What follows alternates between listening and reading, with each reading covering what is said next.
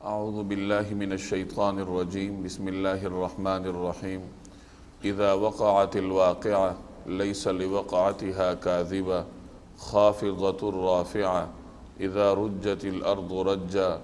وبست الجبال بسا فکانت ہباء منبثا۔ یہ سورہ واقعہ ہے۔ اس سورت کی پہلی آیت میں واقعہ کا لفظ مذکور ہے، اس مناسبت سے اس سورت کا نام سورۃ الواقعہ رکھا گیا۔ یہ سورت جناب رسول اللہ صلی اللہ علیہ وسلم پر مکی دور کے ابتداء میں نازل ہوئی۔ بعض مفسرین فرماتے ہیں کہ یہ سورت سورہ طٰہٰ کے بعد نازل ہوئی،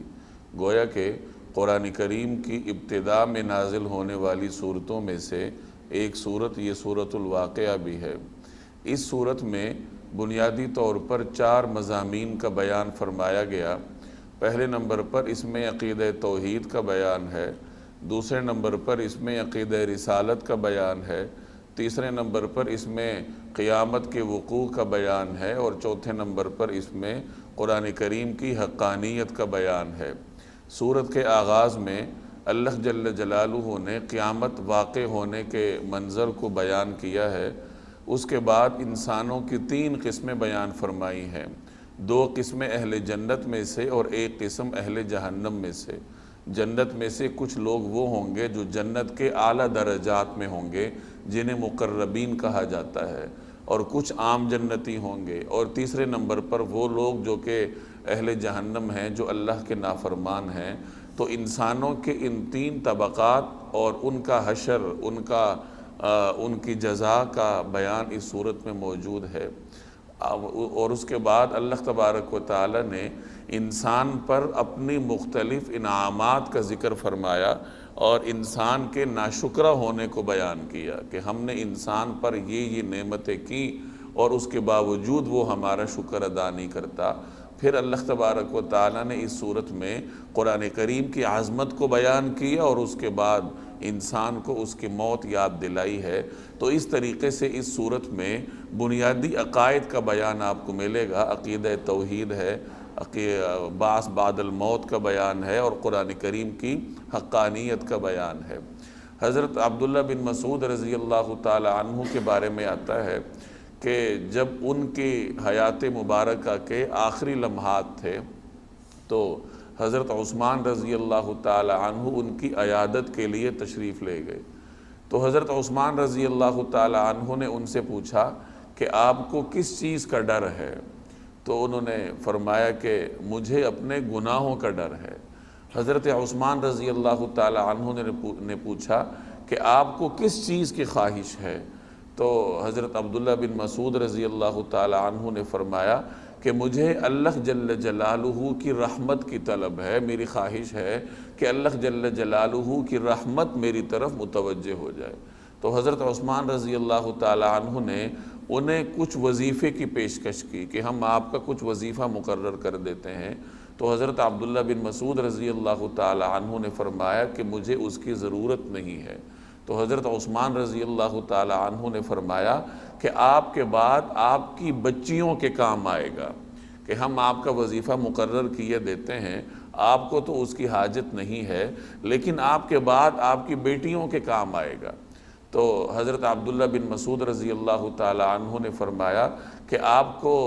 میری بیٹیوں کے بارے میں اندیشہ ہے، یعنی ان کا غم ہے آپ کو، حالانکہ میں نے انہیں یہ نصیحت کی ہے، یہ تعلیم دی ہے کہ وہ روزانہ رات کو سونے سے پہلے سورہ واقعہ کی تلاوت کریں۔ میں نے رسول اللہ صلی اللہ علیہ وسلم کو یہ فرماتے ہوئے سنا کہ جو شخص رات کو سونے سے پہلے سورہ واقعہ کی تلاوت کر لے تو اسے فاقہ یعنی افلاس، فقر اور بھوک نہیں چھوئے گا، اسے کبھی فاقہ لاحق نہیں ہوگا۔ اسی وجہ سے مختلف تابعین سے امت مسلمہ کے اسلاف سے منقول ہے کہ وہ رات کو سونے سے پہلے اس سورت کی تلاوت کی تلقین فرمایا کرتے تھے۔ اس سے انسان کو ایک اضافی فائدہ حاصل ہوتا ہے کہ رزق میں اللہ جل جلالہ برکت عطا فرماتے ہیں، اور جو قرآن کریم کا حقیقی مقصد ہے ہدایت، وہ تو حاصل ہونا ہی ہے، کیونکہ اس صورت میں اللہ تبارک و تعالی نے قیامت کے واقعات کو بڑے مربوط اور فصیح اور بلیغ انداز سے بیان فرمایا۔ چنانچہ ایک روایت کا مفہوم ہے کہ اگر کسی کی یہ خواہش ہے کہ وہ قیامت کو اپنے سامنے واقع ہوتا ہوا دیکھے تو وہ سورہ تکویر، سورہ زلزال اور سورہ واقعہ کی تلاوت کر لے، کیونکہ ان صورتوں میں اللہ تبارک و تعالی نے قیامت کو بڑے مربوط انداز سے اور بڑے واضح انداز سے بیان فرمایا ہے۔ تو اس صورت میں آپ دیکھیں گے کہ اللہ جل جلالہ قیامت کا منظر کس طریقے سے میرے اور آپ کے سامنے مختصر انداز سے لیکن جامع انداز سے بیان فرماتے ہیں۔ اذا وقعت الواقعہ، جب وہ ہونے والا واقعہ پیش آ جائے گا۔ اس آیت میں قیامت کو واقعہ کے لفظ سے بیان فرمایا گیا۔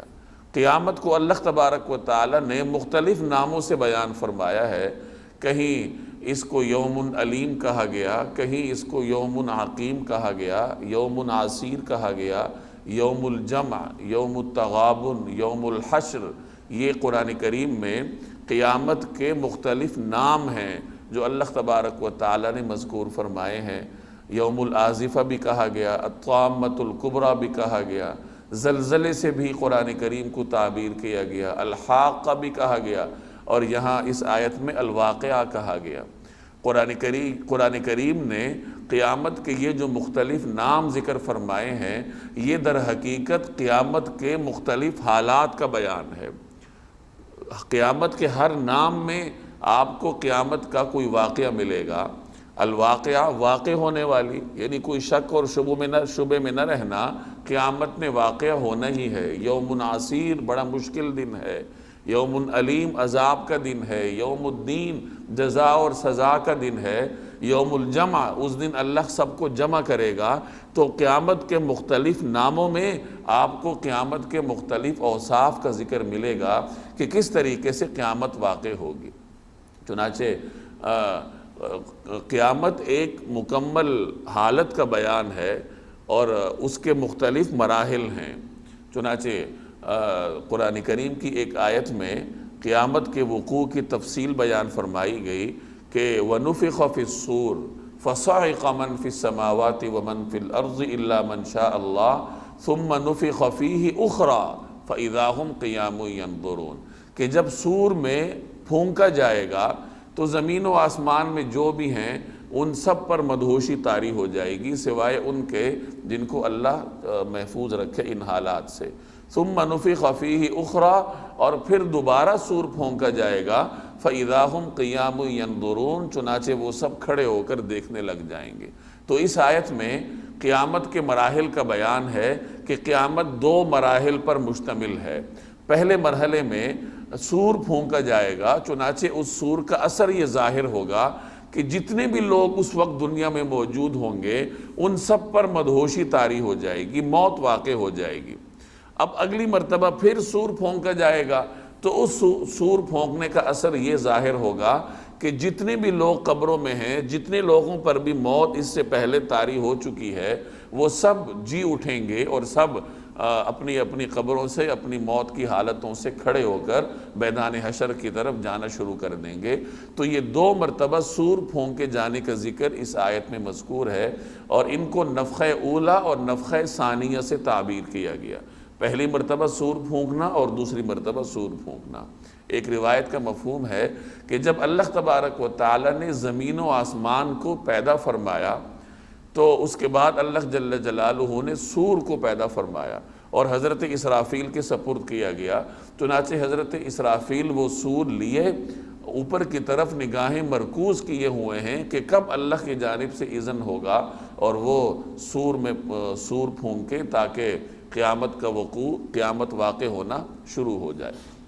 تو یہ قیامت ہے جس کے مختلف مراحل ہیں، اور بعض حضرات فرماتے ہیں کہ یہ سور 3 مرتبہ پھونکا جائے گا۔ پہلی مرتبہ پھونکنے سے زلزلہ برپا ہوگا روئے زمین پر، اور جب دوسری مرتبہ پھونکا جائے گا تو لوگوں پر مدہوشی طاری ہو جائے گی، موت واقع ہو جائے گی، اور جب تیسری مرتبہ پھونکا جائے گا تو اس وقت لوگ اپنی قبروں سے اٹھ جائیں گے اور میدان حشر کی طرف روانہ ہو جائیں گے۔ چنانچہ ایک آیت تو وہ ہے جو میں نے آپ کے سامنے ذکر کی کہ وَنُفِخَ فِي الصُّورِ فَصَعِقَ مَنْ فِي السَّمَاوَاتِ وَمَنْ فِي الْأَرْضِ إِلَّا مَنْ شَاءَ اللَّهُ ثُمَّ نُفِخَ فِيهِ أُخْرَى فَإِذَا هُمْ قِيَامٌ يَنْظُرُونَ۔ اس آیت میں 2 مرتبہ سور پھونک کے جانے کا ذکر ہے۔ اسی طریقے سے قرآن کریم کی ایک اور آیت ہے وَيَوْمَ يُنْفَخُ فِي الصُّورِ فَفَزِعَ مَنْ فِي السَّمَاوَاتِ وَمَنْ فِي الْأَرْضِ، کہ جس دن سور میں پھونکا جائے گا تو زمین و آسمان میں جو کچھ ہے اس پر ایک زلزلہ طاری ہو جائے گا، زلزلہ برپا ہو جائے گا۔ تو ان دونوں آیات کو ملا کر بعض حضرات نے 3 مرتبہ سور پھونکے جانے کا نقطہ نظر اپنایا ہے کہ پہلی مرتبہ سور پھونکے جانے کا اثر یہ ہوگا کہ زلزلہ برپا ہوگا، دوسری مرتبہ جب سور پھونکا جائے گا تو لوگوں پر موت طاری ہو جائے گی، اور تیسری مرتبہ جب پھونکا جائے گا تو پھر لوگ اٹھ کر میدان حشر کی طرف جانا شروع ہو جائیں گے۔ اور قیامت کے حالات اتنے ہولناک ہیں کہ جب سور پھونکا جائے گا تو جو آدمی جہاں کہیں ہے وہیں اس کی موت واقع ہو جائے گی۔ فَلَا يَسْتَطِيعُونَ تَوْصِيَةً وَلَا إِلَىٰ أَهْلِهِمْ يَرْجِعُونَ، نہ تو کسی کو وصیت کا موقع ملے گا اور نہ کوئی اپنے گھر واپس آ سکے گا، بلکہ کوئی بازار میں ہے، جو راستے میں ہے، کوئی سفر میں ہے، کوئی گھر سے باہر قدم نکال رہا ہے، جو آدمی جس کسی کیفیت میں ہے اس کو اس کیفیت سے لوٹنے کی بھی مہلت نہیں دی جائے گی، اور اسی حالت میں ان کی موت واقع ہو جائے گی۔ یہ تو ویسے بھی جب انسان کی موت آتی ہے تو وہ جس حالت میں بھی ہوتا ہے ملک الموت اسے ایک لمحے کی بھی مہلت نہیں دیتا، اور اسی حالت میں اس کی روح قبض کر لی جاتی ہے۔ گویا اللہ نے جو انسان کو زندگی کی مہلت دے رکھی ہے، اس مہلت میں انسان جو کرنا چاہے وہ کر سکتا ہے۔ توبہ کرنا چاہے، اللہ کے سامنے ندامت کرنا چاہے، بغاوت پہ اترے، سرکشی کرنا چاہے، جو کرنا چاہے اللہ تعالیٰ نے اسے ڈھیل دی ہے۔ لیکن جب وقت مقرر آ جائے گا تو پھر انسان کو اسی حالت میں ہی اپنی جان، اپنی روح سپرد کرنی پڑے گی، اور اسے اس حالت سے لوٹنے کی یا وصیت کرنے کی یا گھر آنے کی کوئی کسی قسم کی مہلت نہیں دی جائے گی۔ تو یہ قیامت کے مختلف حالات ہیں جن کا ذکر قرآن کریم میں جگہ جگہ موجود ہے۔ قرآن کریم قیامت پر بہت زور دیتا ہے، قیامت کے حالات قرآن کریم نے بڑی تفصیل سے بیان فرمائے ہیں، اور مقصد یہی ہے کہ وہ منظر بڑا ہولناک ہے اور اسے انسان کے سامنے کھول کھول کر بیان کر دیا جائے، تاکہ انسان کسی مرحلے میں، زندگی کے کسی لمحے میں ہوش کے ناخن لے لے، اپنی زندگی پر، اپنے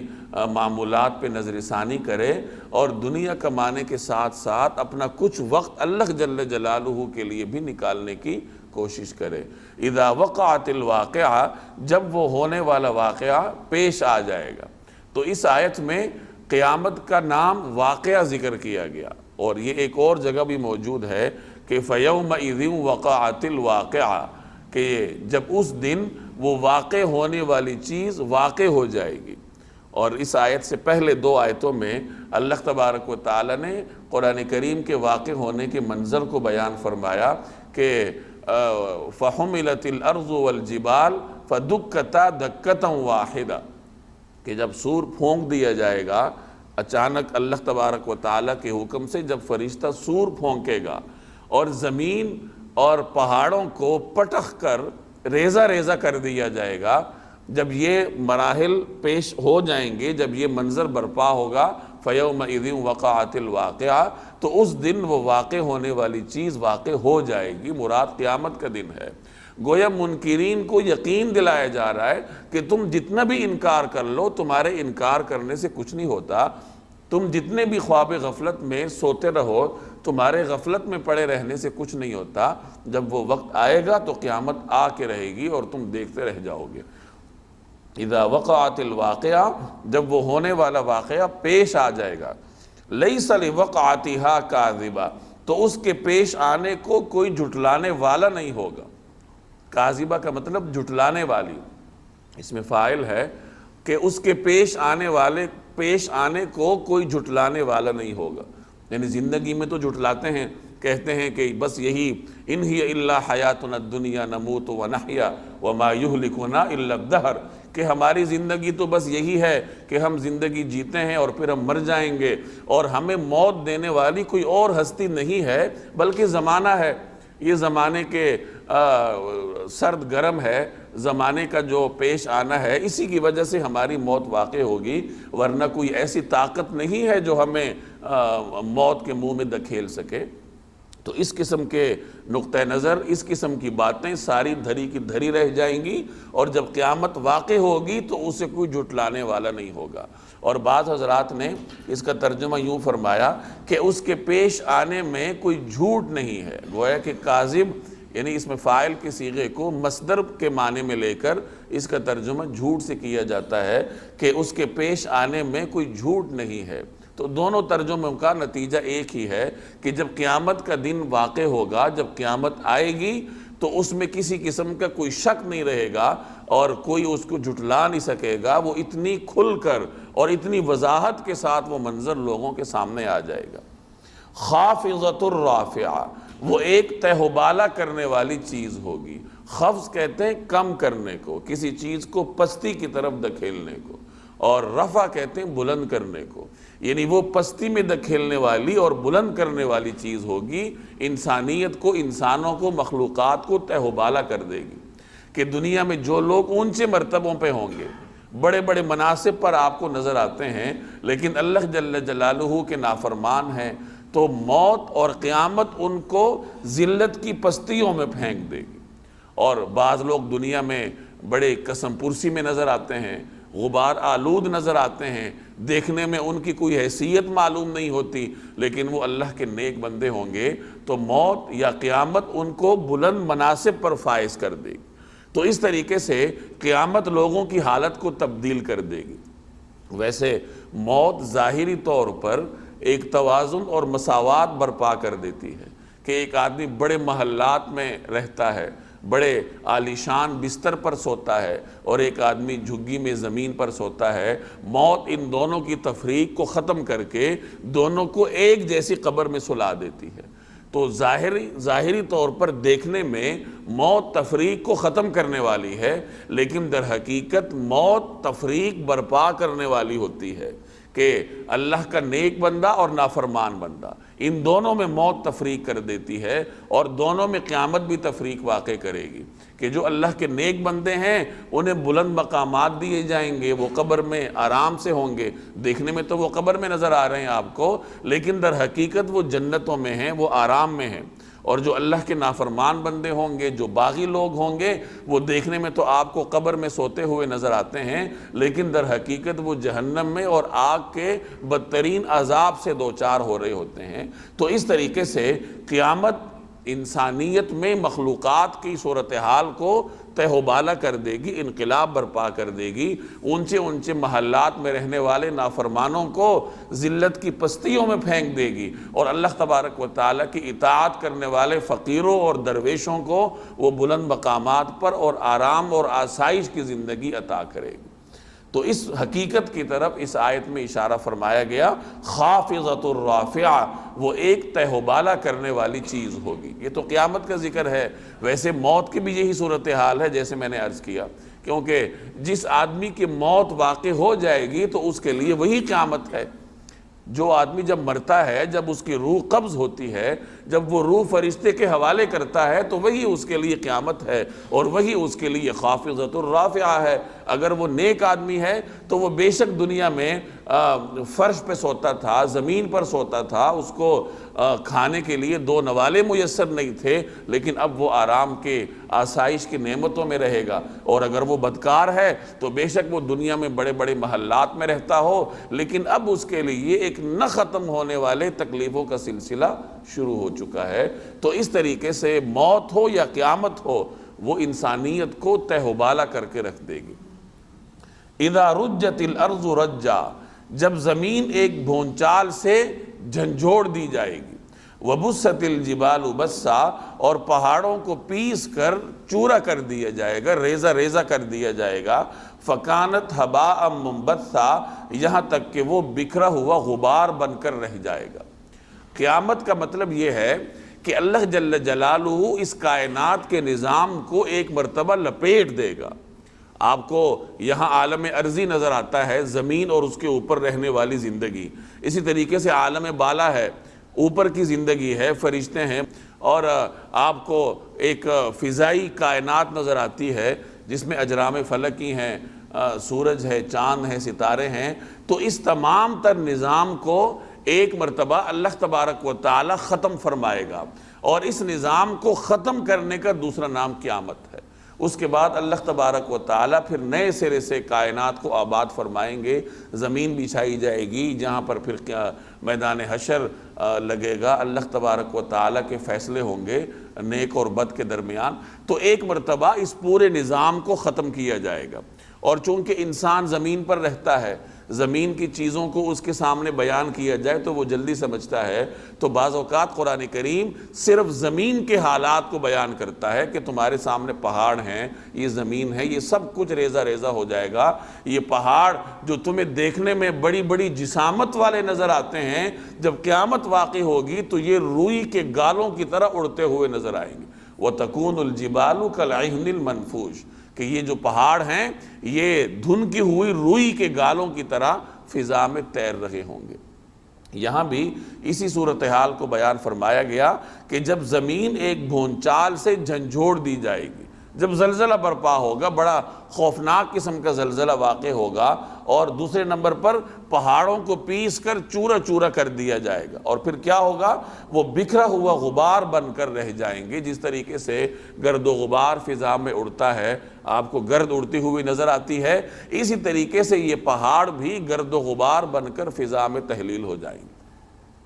وَكُنْتُمْ أَزْوَاجًا ثَلَاثًا، قیامت کا منظر اللہ تبارک و تعالی نے بیان فرمایا کہ قیامت کیسے واقع ہوگی۔ اب اس کے بعد انسانیت کی 3 قسمیں بیان فرما رہے ہیں کہ جب قیامت واقع ہو جائے گی، جب یہ ہولناک صورتحال برپا ہوگی، تو اس وقت لوگوں کی کیا صورتحال ہوگی، اور لوگ اس کے بعد کس کیفیت میں ہوں گے، اب آگے اس کا بیان ہے۔ وَكُنْتُمْ أَزْوَاجًا ثَلَاثًا، اور تم 3 قسموں میں بٹ جاؤ گے۔ ازواج زوج کی جمع ہے، زوج جوڑے کو بھی کہتے ہیں، اور زوج کا اطلاق قسم پر بھی ہوتا ہے۔ تو یہاں زوج سے مراد قسم ہے کہ تم 3 قسموں میں تقسیم ہو جاؤ گے، انسانیت کی 3 قسمیں بن جائیں گی۔ پہلے نمبر پر فَأَصْحَابُ الْمَيْمَنَةِ، ما اصحاب المیمنہ، چنانچہ جو دائیں ہاتھ والے ہیں، ما اصحاب المیمنہ، کیا کہنا ان دائیں ہاتھ والوں کا، وَأَصْحَابُ الْمَشْأَمَةِ، اور جو بائیں ہاتھ والے ہیں، ما اصحاب المشأمہ، کیا بتائیں کہ وہ بائیں ہاتھ والے کیا ہیں، والسابقون السابقون، اور جو سبقت لے جانے والے ہیں وہ تو ہیں ہی سبقت لے جانے والے، اولئک المقربون، وہی ہیں جو اللہ کے خاص بندے ہیں۔ تو ان آیات میں انسانیت کی 3 طبقات کو بیان کیا گیا کہ کچھ لوگ وہ ہوں گے جو دائیں ہاتھ والے ہوں گے۔ ایک روایت کا مفہوم ہے کہ جب اللہ تبارک و تعالی نے ارواح کو پیدا کیا تو کچھ ارواح کو حضرت آدم علیہ السلام کی دائیں جانب رکھا اور وہ اہل جنت ہیں، اور کچھ کو بائیں جانب رکھا، وہ اہل جہنم ہیں۔ چنانچہ معراج کی روایت میں بھی آتا ہے، جس کا مفہوم یہ ہے کہ حضرت آدم علیہ السلام جب اپنے دائیں ہاتھ والے انسانوں کو دیکھ رہے تھے تو وہ خوش ہو رہے تھے، اور جب بائیں طرف والے انسانوں کو دیکھ رہے تھے تو رو رہے تھے۔ تو رسول اللہ صلی اللہ علیہ وسلم نے دریافت فرمایا کہ اس کی وجہ کیا ہے، تو حضرت جبریل نے عرض کیا کہ حضرت آدم علیہ السلام کے دائیں طرف جو انسان ہے وہ اہل جنت ہیں، تو حضرت آدم اپنی اس اولاد کو دیکھ کر خوش ہوتے ہیں، اور جو ان کے بائیں طرف انسان ہے وہ اہل جہنم ہیں، تو حضرت آدم علیہ السلام ان کو دیکھ کر پریشان ہوتے ہیں کہ میری یہ اولاد آگ کا لقمہ بنے گی۔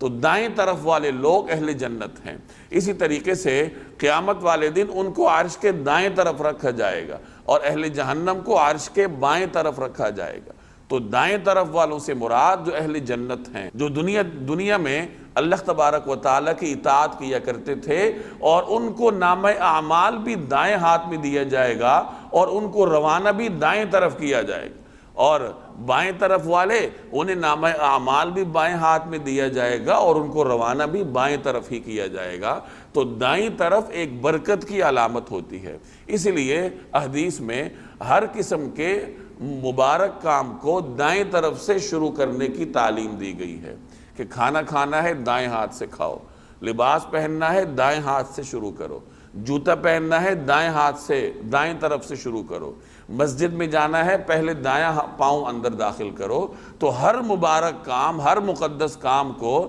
دائیں طرف سے شروع کرنے کی ہدایت کی گئی ہے، کیونکہ دائیں طرف سے شروع کرنے میں ایک قسم کی برکت ہے۔ اسی لیے اللہ تبارک و تعالی نے یہاں دائیں طرف والوں کا ذکر فرمایا کہ فَأَصْحَابُ الْمَيْمَنَةِ مَا أَصْحَابُ الْمَيْمَنَةِ، چنانچہ جو دائیں ہاتھ والے ہیں تو ان کی کیا ہی شان ہے، کیا کہنا ان دائیں ہاتھ والوں کا۔ وَأَصْحَابُ الْمَشْأَمَةِ مَا أَصْحَابُ الْمَشْأَمَةِ، اور جو بائیں ہاتھ والے ہیں تو کیا بتائیں ان کے حالات کس قسم کے ہوں گے۔ تو اصحاب المشأمہ سے مراد بائیں ہاتھ والے، اور اس میں ایک قسم کی نحوست کا پہلو ہے۔ چنانچہ شوم اردو زبان میں بھی نحوست کے معنی میں بولا جاتا ہے۔ عام طور پر کہا جاتا ہے شومئی قسمت، کہ یہ میری شومئی قسمت کا نتیجہ ہے، تو اس کا مطلب انسان کی بدقسمتی، انسان کی محرومی، تو اس میں ایک قسم کی نحوست کا پہلو ہے۔ وہ اصحاب المشأمہ، اور جو بائیں ہاتھ والے ہیں یعنی جو اپنے گناہوں کی نحوست کا شکار ہیں، تو کیا بتائیں کہ ان کی نحوست کتنی ہے یا ان کے حالات کیا ہیں۔ آگے تیسری قسم کا بیان ہے والسابقون، اور جو سبقت لے جانے والے ہیں، السابقون وہ تو ہیں ہی سبقت لے جانے والے، اولئک المقربون، اور وہ وہی ہیں جو اللہ کے خاص اور مقرب بندے ہیں۔ تو گویا اصحاب المیمنہ یہ دو قسم کے ہیں، ان کی دو قسمیں ہیں۔ اصحاب المیمنہ میں پہلی قسم مقربون کی ہے، السابقون کی ہے، جو اعلیٰ درجات پر ہوں گے، اور اصحاب المیمنہ میں یا اصحاب الیمین میں دوسری قسم عام جنتیوں کی ہے، جو عام جنتی کہلائیں گے۔ اور انسانیت کا تیسرا طبقہ وہ اصحاب المشأمہ ہے، جو دوزخ والے ہیں، گنہگار لوگ ہیں۔ تو یہاں سبقت کرنے والوں کے بارے میں فرمایا گیا کہ وہ مقربون ہیں، اللہ کے خاص بندے ہیں۔ اللہ کے خاص بندوں کے لیے دو قسم کے نام بولے جاتے ہیں، مقربون بھی کہا جاتا ہے، ابرار بھی کہا جاتا ہے۔ یہ دونوں انسانیت کے نیک لوگوں کے بلند ترین درجات ہیں، جو اللہ کے جو ولایت کے اعلیٰ ترین درجات پر فائز ہیں، اللہ کے قربت کے منازل طے کر چکے ہیں، انہیں مقربین کہا جاتا ہے، اور کبھی انہیں ابرار کہا جاتا ہے۔ اور بعض اہل ذوق نے مقرب اور ابرار میں ایک باریک نقطہ بیان فرمایا ہے کہ جن حضرات کی نظر آغاز پر ہوتی ہے، کہ جب اللہ تبارک و تعالی انسان کو پیدا کرتا ہے، ماں کے پیٹ میں روح پھونکی جاتی ہے، تو اس وقت اس کی قسمت کا فیصلہ بھی کر دیا جاتا ہے کہ یہ نیک ہے یا بدکار ہے۔ تو مقربین وہ لوگ ہیں جن کی نظر اس نقطہ آغاز پر ہوتی ہے کہ نہ جانے اس وقت ہمارے بارے میں کیا طے کیا گیا تھا، اور ابرار وہ لوگ ہیں جن کی نظر انجام پر ہوتی ہے، کہ جب اللہ تبارک و تعالیٰ کے حکم سے فرشتہ روح قبض کرتا ہے تو اس وقت اللہ سے پوچھتا ہے کہ اس کا انجام ایمان والوں کے ساتھ ہوگا یا بدکار لوگوں کے ساتھ ہوگا، یعنی اس کی روح ایمان کے ساتھ نکالی جائے گی یا حالت کفر میں نکالی جائے گی۔ تو جو ابرار ہیں ان کی نگاہ یا ان کی توجہ اس انجام پہ ہوتی ہے کہ فی الوقت تو اللہ نے نیک کام کرنے کی توفیق دی ہے، لیکن نہ جانے ہمارا انجام کیا ہوگا۔ تو نیک لوگوں کی نگاہ ہمیشہ اللہ جل جلالہ کی خفیہ تدبیر پہ ہوتی ہے، چاہے وہ آغاز پر ہو یا انجام پر ہو۔ کہ فی الحال تو اللہ نے توفیق دی ہے کہ آپ حضرات مسجد میں بیٹھے ہیں، قرآن کریم پڑھ رہے ہیں، نماز کی بھی اللہ نے ہمیں توفیق دی ہے کہ کسی نہ کسی طریقے سے روح سے خالی ہی صحیح، لیکن اللہ نماز پڑھنے کی توفیق دے دیتا ہے۔ لیکن سوال یہ ہے کہ یہ توفیق برقرار بھی رہے گی یا نہیں۔ نہ جانے اللہ جل جلالہ نے مستقبل کا فیصلہ کیا کر رکھا ہے، کس بندے کے بارے میں، کس بندے کے کس عمل کے بارے میں کیا فیصلہ ہوگا، اور اس کے کس عمل کی وجہ سے اس کے ساتھ کس طرح کا سلوک کیا جائے گا۔ تو ہمیشہ انسان کو اپنے مستقبل کے بارے میں سوچنا چاہیے کہ آج اگر اللہ نے توفیق دی ہے تو اللہ سے آئندہ کے لیے بھی توفیق مانگنی چاہیے۔ جہاں انسان ناز میں آ گیا کہ میں تو بڑا عبادت گزار ہوں، میں تو نماز پڑھتا ہوں، وہیں سے اس کی ہلاکت کا آغاز ہو جاتا ہے۔ جو انسان اللہ کی جتنی اطاعت کرتا ہے اس کے اندر اللہ کا اتنا خوف بھی ہوتا ہے، جو معرفت میں جتنا آگے ہوتا ہے وہ اللہ جل جلالہ کی خشیت کے بھی اتنے ہی بلند مقام پر فائز ہوتا ہے۔ توفیق دی ہے تو نہ جانے یہ توفیق برقرار رہے گی بھی یا نہیں۔ تو یہاں السابقون یعنی جو اصحاب الیمین میں اعلیٰ درجات پر فائز ہیں، انہیں مقربین کا نام دیا گیا۔ اولئک المقربون، وہی ہیں جو اللہ کے خاص مقرب بندے ہیں۔ وہ کہاں ہوں گے؟ تو آگے ان کے نعمتوں کا بیان ہے۔ فی جنات النعیم، وہ نعمتوں کے باغات میں ہوں گے۔ ثلۃ من الاولین وقلیل من الآخرین، ثلۃ من الاولین، شروع کے لوگوں میں سے بہت سے، وقلیل من الآخرین، اور بعد کے لوگوں میں سے تھوڑے۔ یعنی یہ جو مقربین ہیں یہ شروع کے لوگوں میں تو بہت ہوں گے، البتہ بعد میں آنے والوں میں مقربین کم رہ جائیں گے۔ اب یہاں شروع سے کیا مراد ہے اور بعد سے کیا مراد ہے، تو اس میں مفسرین کے مختلف آراء ہیں۔ بعض حضرات فرماتے ہیں کہ شروع والوں سے مراد گزشتہ انبیاء کا زمانہ ہے، کہ جو گزشتہ امتیں ہیں ان میں مقربین کثرت سے پائے جائیں گے، اور جو آخری امت ہے رسول اللہ صلی اللہ علیہ وسلم کی امت ہے ان میں مقربین کم پائے جائیں گے۔ تو کچھ حضرات کا یہ نقطہ نظر ہے کہ پہلوں سے مراد گزشتہ امتیں ہیں اور بعد والوں سے مراد یہ آخری زمانے میں آنے والی امت ہے۔ اگرچہ اس امت کو اللہ نے سب سے افضل امت کہا گیا،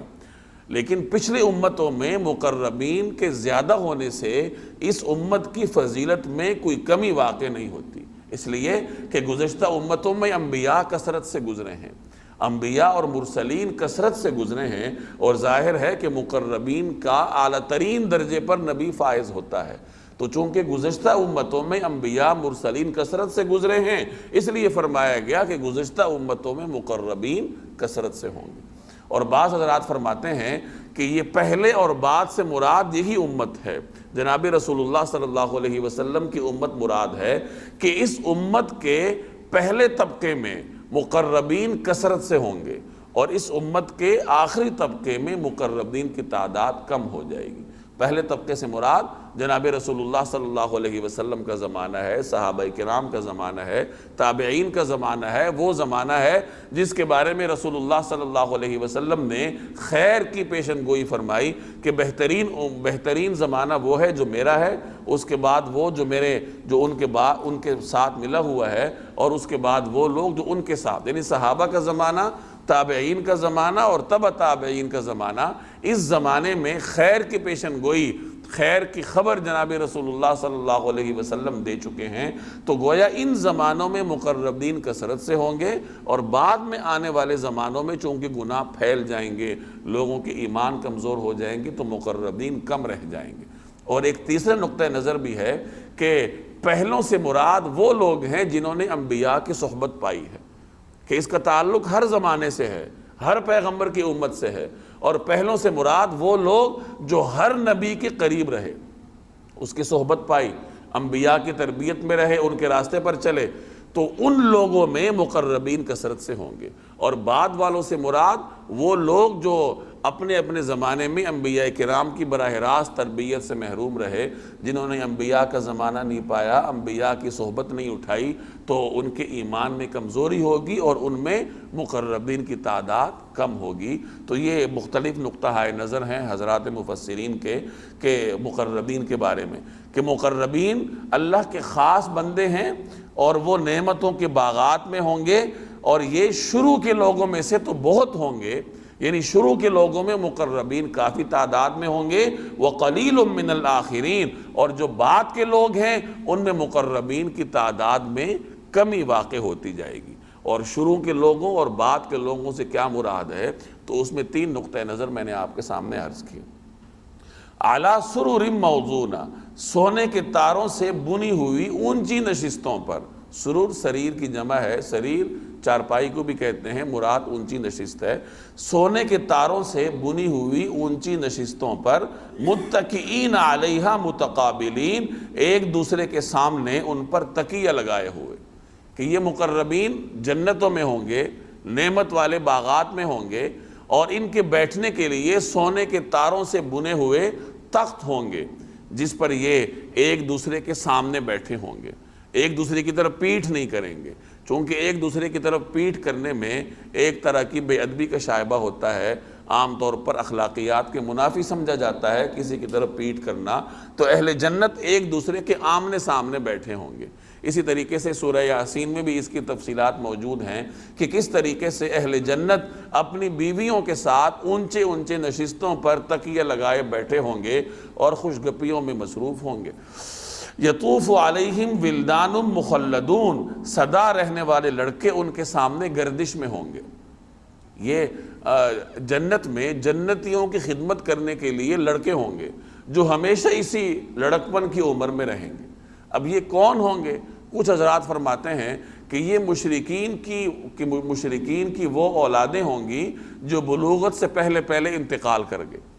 جو بالغ ہونے سے پہلے انتقال کر گیا، مشرک کا، کافر کا بیٹا ہے، تو اللہ تبارک و تعالیٰ اسے لڑکپن کی حالت میں جنت میں رکھے گا اور جنتیوں کی خدمت پر مامور ہوں گے۔ لیکن دیگر حضرات فرماتے ہیں کہ نہیں، یہ جنت کی خاص مخلوق ہوگی جس کا دنیا سے کوئی تعلق نہیں ہے۔ جس طریقے سے حور جنت کی خاص مخلوق ہے جس کو اللہ جنت میں ہی جنتیوں کے لیے پیدا کرے گا، اسی طریقے سے یہ لڑکے بھی جنت ہی کی خاص مخلوق ہے جو ہمیشہ اسی لڑکپن کی عمر میں رہیں گے اور اہل جنت کی خدمت پر مامور ہوں گے، انہیں پانی پلانا، انہیں مختلف قسم کے معوجات پیش کرنا۔ یہاں انہیں ان کی صفت بیان فرمائی گئی مخلدون، کہ ہمیشہ رہنے والے، یعنی ہمیشہ وہ لڑکپن کی حالت میں رہیں گے۔ اور ایک اور جگہ قرآن کریم نے ان کی صفت بیان فرمائی، اذا حسبتہم لؤلؤا منثورا، حسبتہم لؤلؤا منثورا، کہ جب تم ان کو دیکھو گے، ان کو پرکھو گے تو وہ تمہیں بکھرے ہوئے موتیوں کی طرح نظر آئیں گی۔ یعنی اللہ تبارک و تعالیٰ ان کے چہروں پر، ان کے جسامتوں پر اس طریقے سے انوارات پیدا کرے گا، وہ اس طرح انوارات سے ڈھکے ہوئے ہوں گے کہ دیکھنے میں وہ بڑے پاکیزہ موتیوں کی طرح معلوم ہوں گے۔ یہ اہل جنت کی خدمت پر مامور ہوں گے۔ یطوف علیہم ولدان مخلدون، سدا رہنے والے لڑکے ان کے سامنے گردش میں ہوں گے، باکواب، پیالے، واباریق، جگ، وکأس، اور جام، من معین، صاف ستھری شراب کے لے کر، باکواب واباریق وکأس من معین، ایسی شراب کے پیالے، جگ اور جام لے کر، لا یصدعون عنہا ولا ینزفون، جس سے نہ ان کے سر میں درد ہوگا اور نہ ان کے ہوش اڑیں گے۔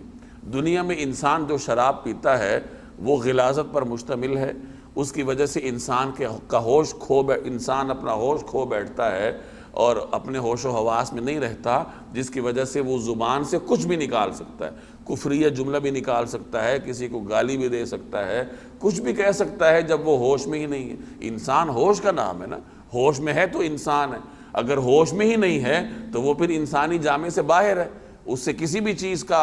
کی توقع کی جا سکتی ہے۔ لیکن جو جنت کی شراب ہے وہ پاکیزہ ہے، نہ تو اس کے پینے سے انسان کے ہوش اڑیں گے،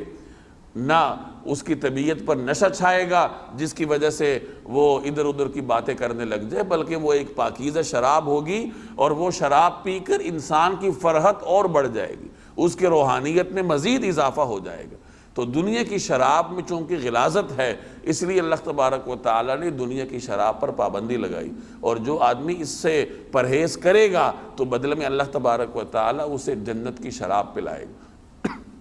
جو صاف ستھری ہوگی۔ اور یہاں اس کے دو اوصاف بیان فرمائے گئے کہ نہ تو اس کے پینے سے اہل جنت کے سر میں درد ہوگا اور نہ ہی ان کے ہوش اڑیں گے۔ وَفَاكِهَةٍ مِّمَّا يَتَخَيَّرُونَ، اور وہ پھل لے کر جو وہ پسند کریں، یعنی یہ جو لڑکے گردش کریں گے اہل جنت کے خدام، یہ کبھی اہل جنت کو شراب پلائیں گے، پاکیزہ شراب، اور کبھی ان کے لیے پھل لے کر حاضر ہوں گے، ایسے پھل جو جنتی پسند کریں، اور وہ پھل دیکھنے میں تو ملتے جلتے نظر آئیں گے لیکن ان میں سے ہر پھل کے ہر دانے کا ذائقہ مختلف ہوگا۔ دنیا میں آپ سیب کھاتے ہیں تو سیب کا ذائقہ ملتا جلتا ہے،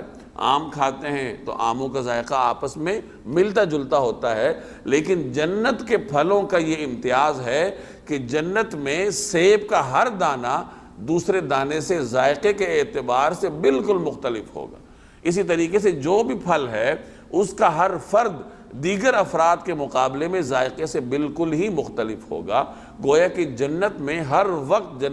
جنتی کو نئی سے نئی چیز ملے گی۔ دنیا میں انسان کو جدت درکار ہوتی ہے نا،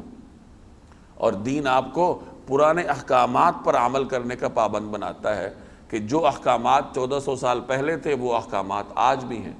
تو دنیا میں جب انسان اس قدامت کو لے کے چلتا ہے تو اس کے بدلے میں اللہ تبارک و تعالی آخرت میں انسان کو جدت دیتا ہے۔ یہ جو انسان کی نفسیات ہیں کہ اسے نئی چیز چاہیے، دنیا میں بھی اسے نئی چیز چاہیے، اور یہی نفسیات اس کی قیامت والے دن فیصلے ہونے کے بعد جنت میں بھی ہوگی کہ وہاں بھی اسے نئی چیز چاہیے ہوگی۔ اگر اسے اعلیٰ ترین پھل ملیں لیکن ہمیشہ وہی پھل ملے تو وہ اکتا جائے گا۔ تو اللہ تبارک و تعالی انسان کی اسی طبیعت کے پیش نظر اس کے لیے جدت پیدا کرے گا کہ اس کو پھل جو ملے گا وہ دیکھنے میں تو پچھلے پھل جیسا ہوگا لیکن ذائقے میں مختلف ہوگا۔ اسی طریقے سے انسان کی جنسی ضروریات پوری کرنے کے لیے اللہ تبارک و تعالی وہاں حوریں اور اس کی جو دنیاوی بیویاں ہیں انہیں ایسی آسائشیں عطا کرے گا، اس طرح کی نعمت عطا کرے گا کہ وہ ہمیشہ حالت بکارت میں ہوں گی، وہ حالت ان کی ختم نہیں ہوگی۔ تو اس طریقے سے اللہ تبارک و تعالی نے جنت میں انسان کے جذبات کو بھی مد نظر رکھا ہے کہ انسان کو جدت چاہیے، نئی چیز چاہیے، تو جنت میں ہمیشہ اسے جدت ملے گی، ہمیشہ اسے نئی چیز ملے گی۔ تو وہ پھل لے کر جو وہ پسند کریں وہ خدام ان کے آگے گھومیں گے اور ان کو پیش کریں گے۔ وَلَحْمِ طَيْرٍ مِّمَّا يَشْتَهُونَ، اور پرندوں کا وہ گوشت لے کر جس کو ان کا دل چاہے۔ دنیا میں مختلف گوشت انسان کھاتا ہے، جانوروں کے حلال جانوروں کا گوشت کھاتا ہے، لیکن پرندے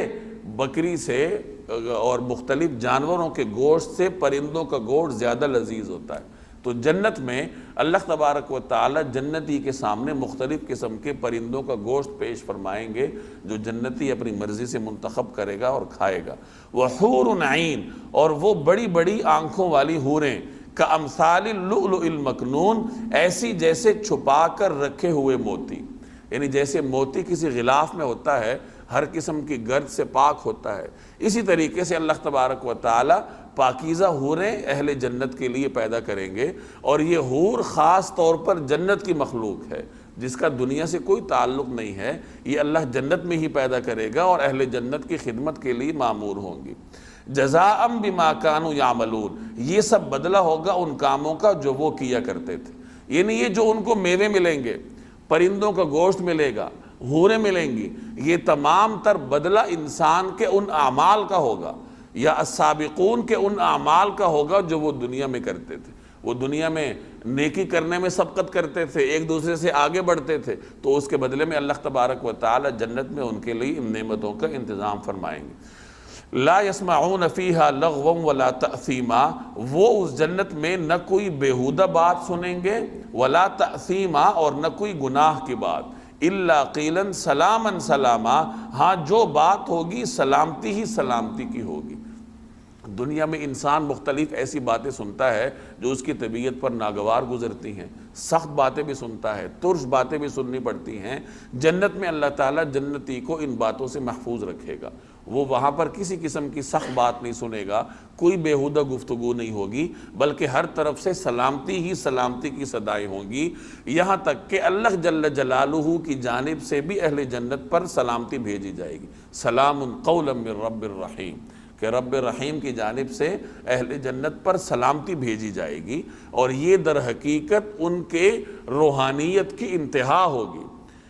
یہ پھلوں کا ملنا، شراب کا ملنا، اونچی نشستوں کا ہونا، یہ تمام تر جسمانی نعمتیں ہیں، اور اللہ جل جلالہ کی جانب سے سلام کا بھیجا جانا یہ اہل جنت کے لیے روحانی نعمت ہے۔ اس سے بڑھ کر کوئی روحانی نعمت نہیں ہے جب جنتی کو اس بات کا احساس ہو کہ اللہ جل جلالہ کی جانب سے مجھے سلام بھیجا گیا۔ تو اس طریقے سے جب انسان دنیا میں اللہ جل جلالہ کی اطاعت والی زندگی گزارتا ہے تو اللہ تعالیٰ جنت میں اس کے لیے جسمانی لذتوں کا بھی انتظام فرمائیں گے اور اس کے روحانی اطمینان کا بھی بندوبست فرمائیں گے۔ الا قیلا سلاما سلاما، ہاں جو بات ہوگی سلامتی ہی سلامتی کی ہوگی۔ واصحاب الیمین ما اصحاب الیمین، اور جو دائیں ہاتھ والے ہوں گے کیا کہنا ان دائیں ہاتھ والوں۔ یہ پیچھے مقربون کا بیان تھا کہ جو اصحاب الیمین میں یا اہل جنت میں اعلیٰ ترین درجات پر فائز ہوں گے ان کا بیان تھا۔ اب آگے عام جنتیوں کا بیان ہے کہ جو دوسرے نمبر پر عام جنتی ہوں گے ان کے لیے بھی نعمتیں ہی نعمتیں ہوں گی، اور کیا نعمتیں ہیں جو اللہ تبارک و تعالیٰ انہیں عطا فرمائے گا، وہ کیا ہے آگے ان کا بیان ہے۔ فی صدر مخضود، کانٹوں سے پاک بیریوں میں، یعنی بیری کا پھل اللہ انہیں عطا فرمائے گا، اور بیری کے درخت میں کانٹے بھی ہوتے ہیں، تو اللہ جل جلالہ جنت میں بیری کو کانٹوں سے پاک پیدا کرے گا۔ اور ایک روایت کا مفہوم ہے کہ کانٹوں کی جگہ پر جنت میں اللہ تعالیٰ پھل پیدا کرے گا۔ ایک دیہاتی نے رسول اللہ صلی اللہ علیہ وسلم سے سوال کیا تھا کہ یا رسول اللہ، قرآن کریم میں جنتیوں کے لیے بیری کے درخت کا ذکر ہے، بیری کے پھل کا، حالانکہ بیری کا جو درخت ہے وہ تو ناخوشگوار ہوتا ہے، اس میں تو کانٹے ہوتے ہیں۔ تو آپ صلی اللہ علیہ وسلم نے فرمایا کہ کیا تم نے پڑھا نہیں کہ اللہ نے فرمایا ہے کہ کانٹوں سے پاک بیری کے درختوں میں ہوں گے، اور اللہ تعالیٰ ان کانٹوں کی جگہ پھلوں کو پیدا فرمائے گا، اور اس کے 72 قسم کے ذائقے ہوں گے، اور ہر ذائقہ پہلے والے ذائقے سے بالکل مختلف ہوگا۔ تو اس طریقے سے اللہ جل جلالہ اصحاب الیمین کو حالت اطمینان میں رکھیں گے کہ کانٹوں سے پاک بیریوں میں، وطلح منضود، اور اوپر تلے لدے ہوئے کیلے کے درختوں میں۔ طلح سے مراد یہاں کیلے کا درخت ہے کہ اوپر تلے تہ بر تہ لدے ہوئے کیلے کے درختوں میں۔ کیلے کا پھل، کیلا ایسا پھل ہے جو مکمل غذائیت اپنے اندر رکھتا ہے، تو اللہ تبارک و تعالی اہل جنت کو بھی یہ غذائیت سے بھرپور پھل عطا فرمائیں گے، لیکن ظاہر ہے وہ دنیا کے کیلے سے اکثر مختلف ہوگا، اس کا ذائقہ کچھ اور ہوگا۔ وظل ممدود، اور دور تک پھیلے ہوئے سائے میں۔ ایک روایت کا مفہوم ہے کہ جنت کے درخت کا سایہ اتنا طویل ہوگا کہ تیز رفتار گھوڑے پر سوار شخص 100 سال میں بھی وہ سایہ پار نہیں کر سکتا۔ 100 سال تک وہ گھوڑا دوڑاتا رہے تو جنت کے درخت کا جو سایہ ہے وہ ختم نہیں ہوگا۔ تو جنتی اس طریقے سے درختوں کے سائے میں ہوں گے۔ بعض روایات کا مفہوم ہے کہ جنت میں ہمیشہ وہی موسم ہوگا جیسے دنیا میں فجر کے بعد اور سورج طلوع ہونے سے پہلے ہوتا ہے، کہ انتہائی خوشگوار موسم، نہ سردی کا احساس نہ گرمی کا احساس۔ تو اللہ تبارک و تعالی جنتیوں کو ہمیشہ اسی طرح کے موسم میں رکھیں گے، اور اسی طریقے سے اس کی طرف یہاں یوں اشارہ فرمایا گیا وظل ممدود، اور دور تک پھیلے ہوئے سائے میں، وماء مسکوب، اور بہتے ہوئے پانی میں، کہ ہر طرف انہیں میٹھا اور صاف ستھرا پانی نظر آئے گا۔ وفاکہۃ کثیرہ، اور ڈھیر سارے پھلوں میں، لا مقطوعہ، جو نہ کبھی ختم ہوں گے، ولا ممنوعہ، اور نہ ان پر کوئی روک ٹوک ہوگی، کہ یہ پھل انہیں ہمیشہ ملیں گے، یہ پھل نہ تو ختم ہوں گے اور نہ ہی کسی جنتی کو کسی پھل سے روکا جائے گا، بلکہ جنتی کے دل میں جس پھل کی خواہش پیدا ہوگی اللہ تبارک و تعالی وہ پھل اس کے لیے میسر فرمائیں گے۔ وفرش مرفوعہ، اور اونچے رکھے ہوئے فرشوں میں،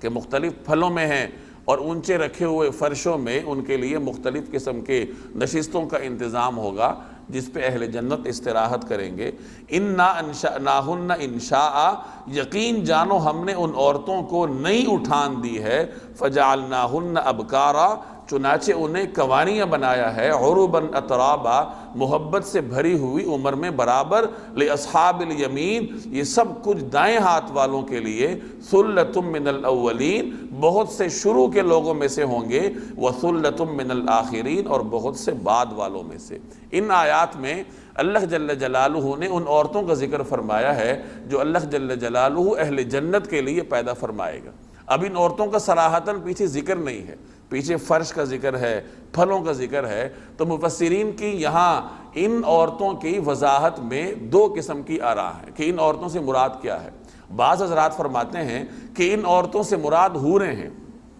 اور جس کی طرف اشارہ انشاء کے لفظ سے ہوتا ہے۔ انشاء کا مطلب نئی اٹھان دینا، کہ اللہ تبارک و تعالی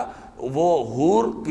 حوروں کے نام پر جو نئی مخلوق پیدا فرمائیں گے تو وہ اہل جنت کے لیے، جنتی مردوں کے لیے ہوگی۔ اور کچھ حضرات فرماتے ہیں کہ اس سے مراد دنیاوی بیویاں ہیں، جو دنیا کی خواتین ہیں، اللہ جل جلالہ ان دنیا کی خواتین کو جنت میں نئی اٹھان دیں گے، کہ دنیا میں جو بڑھاپے کی حدود تک پہنچ چکی ہے، جسے کچھ نظر نہیں آتا، توانائیاں کھو چکی ہے، تو اللہ جل جلالہ اسے جنت میں جوان کر دیں گے اور جوانی کی حالت میں جنت میں جائے گی۔ بعض روایات سے معلوم ہوتا ہے کہ اہل جنت کی عمریں 33 سال کی ہوں گی، یہ پختہ جوانی ہوتی ہے۔ اس میں انسان کی توانائیاں بھی عروج پہ ہوتی ہیں، عقل بھی سالم ہوتی ہے، تو اللہ جل جلالہ جنتی مردوں اور عورتوں کو اس 33 سال کی عمر میں رکھیں گے۔ تو مراد یہاں چاہے دنیاوی بیویاں ہوں یا چاہے جنت کی حوریں ہوں، دونوں ہی مراد لی جا سکتی ہیں کہ اللہ جل جلالہ اہل جنت کے لیے ایسی خواتین کا انتظام فرمائیں گے جنہیں اللہ تعالیٰ نے نئی اٹھان دی ہوگی۔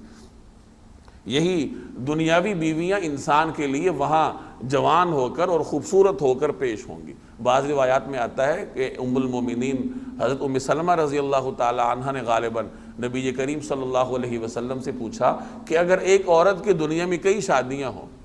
اور اس کے سارے شوہر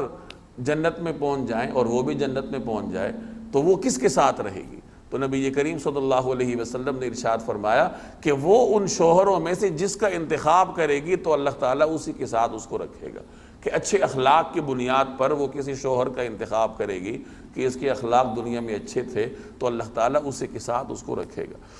فَجَعَلْنَاهُنَّ أَبْكَارًا، چنانچہ انہیں کوانیاں بنایا ہے، عُرُبًا محبت سے بھری ہوئی، اطرابًا عمر میں برابر۔ انسان اسی کے ساتھ زیادہ اطمینان محسوس کرتا ہے جو اس کے ساتھ عمر میں برابری رکھتا ہو۔ تو اللہ جل جلالہ جنت میں مردوں اور عورتوں کو عمر میں برابر رکھے گا، اور اس سے مراد یہ بھی ہو سکتا ہے کہ وہ عورتیں آپس میں عمر میں برابر ہوں گی، یعنی حوریں ہیں یا دنیا کی بیویاں ہیں تو اہل جنت کی تمام بیویاں یا اس کی جو حوریں ہیں وہ آپس میں عمر میں برابر ہوں گی۔ لِأَصْحَابِ الْيَمِينَ، اور یہ تمام نعمتیں دائیں ہاتھ والوں کے لیے ہوں گی۔ پیچھے اللہ تبارک و تعالی نے السابقون کا ذکر فرمایا اور ان کے لیے نعمتوں کا ذکر فرمایا، اس کے بعد اصحاب الیمین یعنی جو جنت کے عام جنتی ہیں، جنت کے عام رہنے والے ہیں، ان کا ذکر فرمایا، اور نعمتوں کا بیان فرمانے کے بعد یہاں وضاحت فرمائی جا رہی ہے کہ یہ جو پیچھے نعمتیں بیان ہوئی ہیں یہ کس کے لیے ہیں؟ یہ سب کچھ دائیں ہاتھ والوں کے لیے۔ ثُلَّةٌ مِّنَ الْأَوَّلِينَ، بہت سے شروع کے لوگوں میں سے ہوں گے، وَثُلَّةٌ مِّنَ الْآخِرِينَ، اور بہت سے بعد والوں میں سے ہوں گے۔ پیچھے آپ السابقون کے بارے میں پڑھ چکے کہ پہلوں میں سے تو بہت ہوں گے، البتہ بعد والوں میں سے کم ہو جائیں گے، چونکہ وہ اللہ کے قرب کے منازل میں سے اعلیٰ ترین درجات ہیں، جو اللہ تعالیٰ پہلے والوں کو تو بہت عطا فرمائے گا لیکن بعد میں آنے والوں میں ایمان کی کمی کے پیش نظر وہ درجات کم ہوتے جائیں گے۔ لیکن اس درجے کے بارے میں فرمایا گیا کہ یہ پہلوں میں بھی بہت ہوگا اور بعد والوں میں بھی یہ بہت ہوگا، کہ ثُلَّةٌ مِّنَ الْأَوَّلِينَ، کہ بہت سے شروع کے لوگوں میں سے اصحاب الیمین میں سے ہوں گے، وَثُلَّةٌ مِّنَ الْآخِرِينَ، اور بہت سے بعد والوں میں سے بھی ہوں گے۔ چنانچہ حضرت حسن بصری رحمہ اللہ کے بارے میں آتا ہے کہ جب وہ یہ آیت پڑھتے تھے تو یہ دعا کرتے تھے کہ یا اللہ مقربون تو گزر چکے، اب ہمیں اصحاب الیمین میں سے ہی بنا دیجیے، کہ یہ درجہ ہی ہمیں عطا فرمائیے۔ یہ درجہ بھی جس کو مل گیا اس کے لیے نہ ختم ہونے والی نعمتیں شروع ہو جائیں گی۔ تو یہاں تک ہم نے قیامت کے کچھ حالات کو پڑھا کہ اس صورت کے ابتدا میں اللہ تبارک و تعالی نے قیامت کا منظر مربوط اور بڑے فصیح انداز میں بیان فرمایا، اور اس کے بعد انسانیت کے دو طبقات کا بیان آپ نے پڑھا، دونوں اہل جنت میں سے ہوں گے، ایک جنتیوں کا اعلیٰ درجہ ہے جس کو مقربون کے نام سے ذکر فرمایا، اور دوسرا جنتیوں کا نچلا درجہ ہے جس کو اصحاب الیمین کے نام سے ذکر فرمایا۔ اس کے بعد پھر اصحاب الشمال کا ذکر ہے کہ جو دنیا میں نافرمان ہے اور جن کا شمار اہل جہنم میں ہوگا تو ان کو کس قسم کی سزائیں دی جائیں گی، وہ کن اذیتوں سے دوچار ہوں گے، تو اگلی آیات میں انشاءاللہ اس کا ذکر ہوگا۔